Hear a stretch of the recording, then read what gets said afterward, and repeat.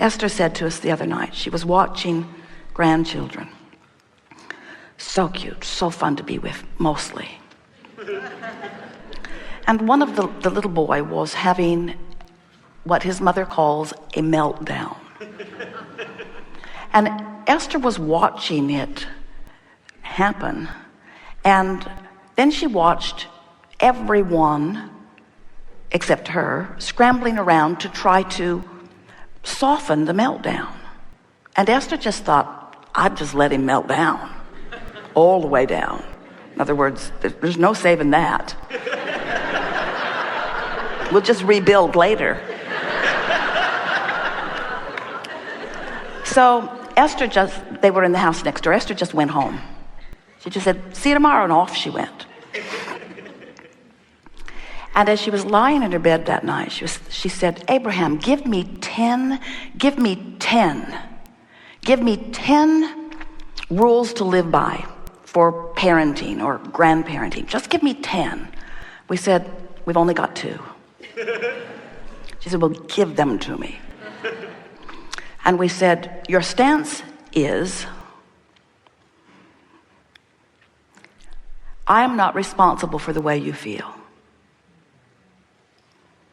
Number 1. And number 2, I really, really want you to feel good. But I am not responsible for the way you feel. Because even with a little guy like this, if you respond to his meltdown, then he sees power in the meltdown. Because he has learned that he can evoke response from you with this behavior. And bless your hearts, you're running around in a world where everybody believes, even the 4-year-old believes that he can control your behavior through his behavior.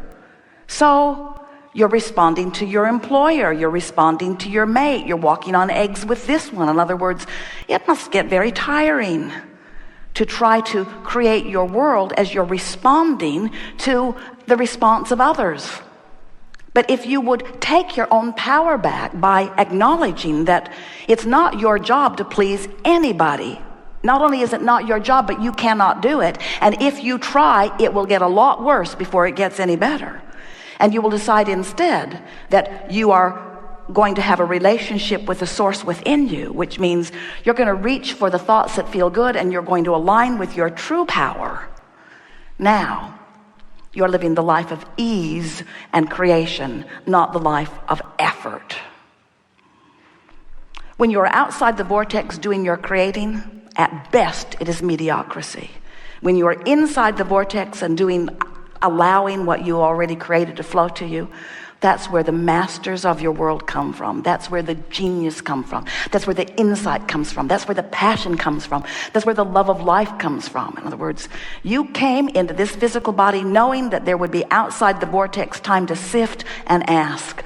But it was your powerful intention to pay attention to the way you feel and to use the criteria of how you feel as your reason for focusing where you focus every time.